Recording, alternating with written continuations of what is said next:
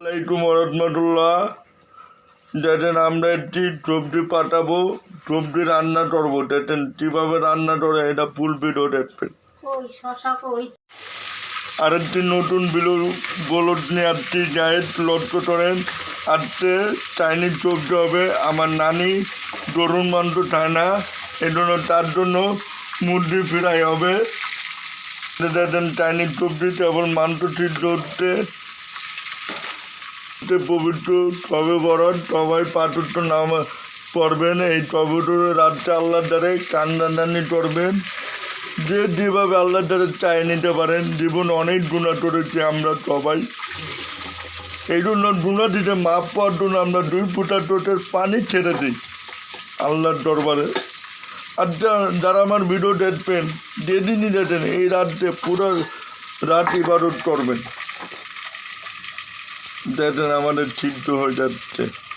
গাজর আর পেঁপে অনেক উপকারের জিনিস। দেখেন গাজর পেঁপে এর জন্য সবে বড়দের শুভেচ্ছা কামনা রইল। রমজান মাসে কোরআন শরীফ খতম সবাই নিয়োগ করবেন এই রাতটা। আমিও চিন্তা করবো 2টা কোরআন খতম দিতে, আর তারাবির 1 খতম দেওয়ার নিয়ত আছে। আপনারা সবাই আমার জন্য দোয়া করবেন। আমি একদম ছোটো ইউজার, আমার কেবল পাঠ্য পূর্ণ হইল। আপনারা আরও টার্গেট করবেন দিনে আমার হাজার হাজার ভিউ বাড়ে।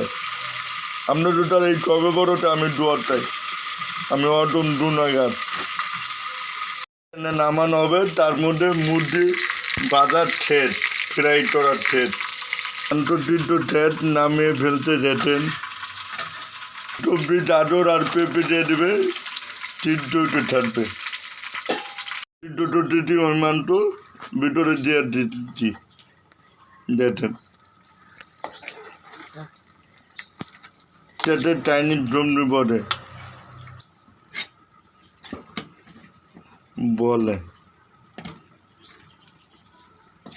এর মধ্যে টমেটো সস দিতে, পেঁয়াজ দিতে, কাঁচামরিচ, কর্নফ্লাওয়ার দিতে, আরও ইত্যাদি ইত্যাদি দিতে। রান্নার ঠেট।